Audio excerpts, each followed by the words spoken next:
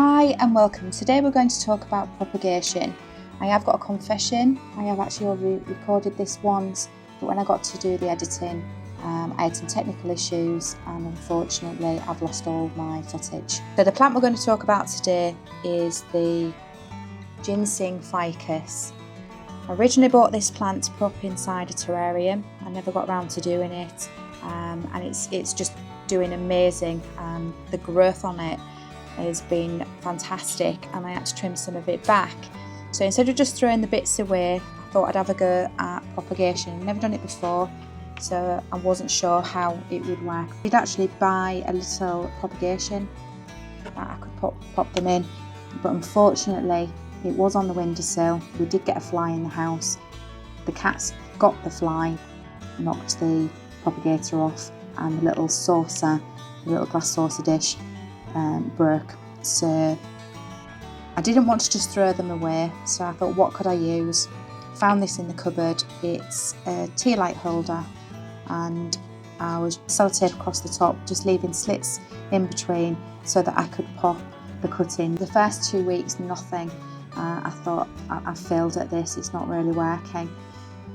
But then I did start to see a little bit of growth, and the roots on them are fantastic. So I'm so disappointed that you didn't actually get to see them when I first brought them out of the propagator. They were so white, looked fantastic. So they've been in the soil, and they was in the soil for about a day and a half. And I made the decision to reshoot the video so you could see it, because I thought it would be a really good video. I'm just going to pop that one there for now. When I'd actually repotted them up, I did trim this back a little bit further and cut some more that I am going to pop into the propagator, and I will show you that. I've now purchased a new propagator earlier in the week from Plant and Paint, and I'll leave a link for the shop in there. So before I repot those cuttings, I'm just going to take another cutting from the Ginseng Ficus here, because what I'd like to show you is what happens when you take that cutting, and it just heals itself over time and calluses over. So I'm just going to find one. I'm just going to tilt it so you can just see inside. Above where the leaves are, there's like little nodes, and you just want to cut above the node. So I'm just going to try and find one. There's one here. I will zoom in so you can see it. So what you want to aim for is taking a cutting just above where one of the leaves are, and there's a little node, and I'm hoping you're going to see this. You should just be able to see like a white dot, and that's the sap. I use these scissors. They're really useful. They're curved, really long, so they're useful for when I do my terrariums, taking cuttings. Just make sure that they're sterile, so in between doing your cuttings, just give them a wipe, and I'll put a link in the description for those as well. So we're going to get on for the potting. I'm just going to use these little tiny pots, just recycled from when I've bought plants previously, and just kept them and rinsed them out. I'm going to use them. So the soil that I'm going to use is Grow Tropicals. I'm just going to go ahead and start filling the pots up. So I'm just going to put a little bit in initially, because what I also want to add is some lava rock, and then I'm going to stir that inside it, and all that does, it helps with drainage. I've just mixed that up so you can see there. Then I'm going to take one of the cuttings, slightly entwined, being careful with the roots. Just move a few things out of the way so I can do it in the camera view.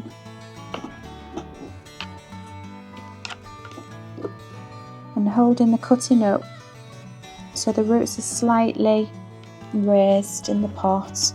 And then I'm going to continue to fill around the roots until it can actually, it's supporting itself now already.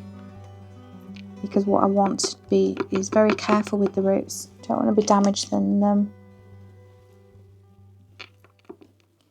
In an ideal world, I would not have taken them out after I'd already repotted them, but I wanted to show you the process of propagation, right from the beginning to repotting.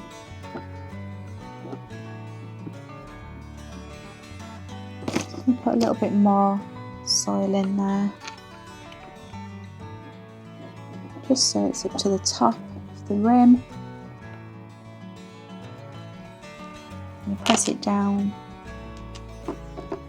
so it's firm, because when we water, I don't want it overflowing.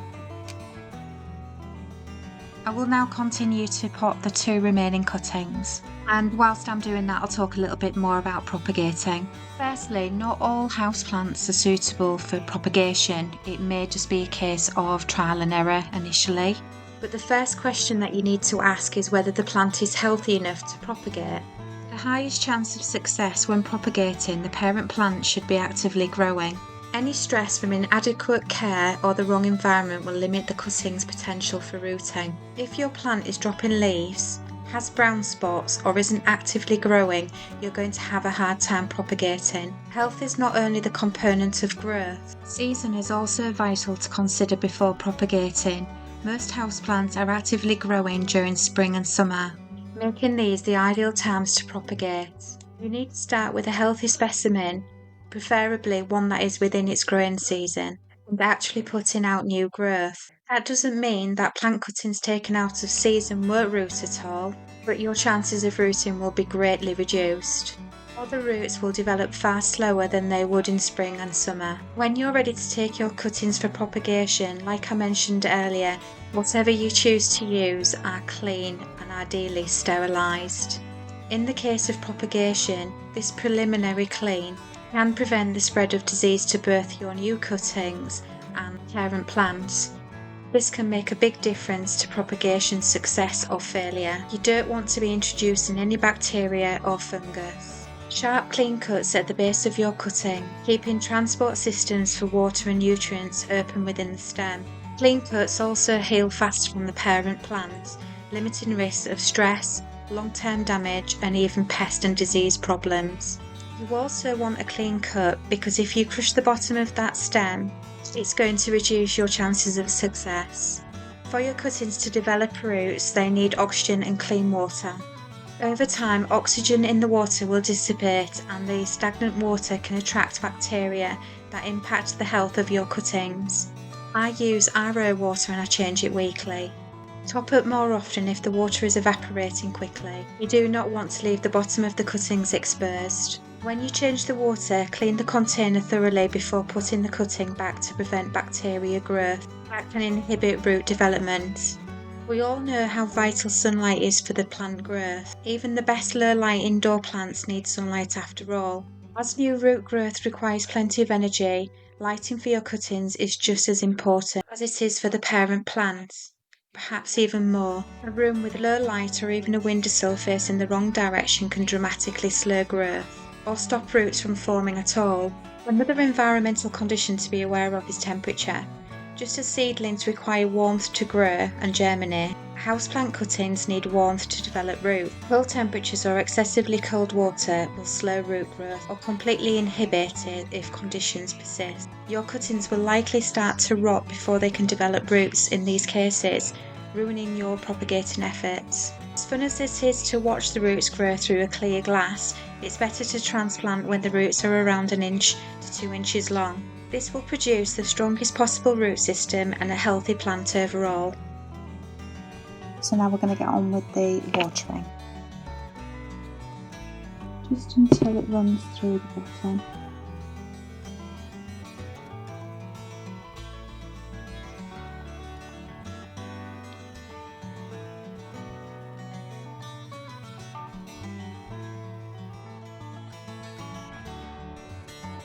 So they've all started to run through the bottom.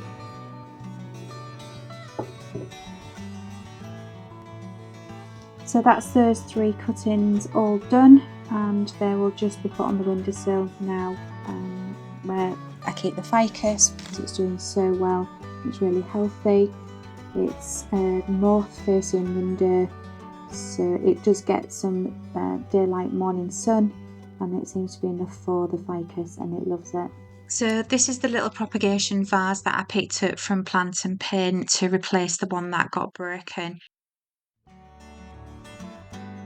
Like I've shown previously, it doesn't have to be one of these. I just personally think these look really nice.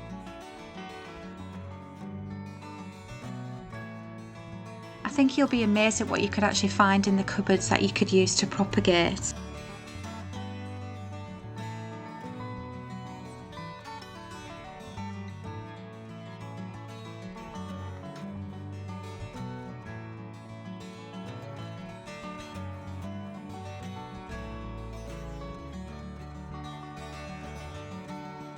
I hope you've enjoyed the video and perhaps the information has been of some use to you. If it has, please leave a like and subscribe to the channel so YouTube can alert whenever I upload a new video. See you soon!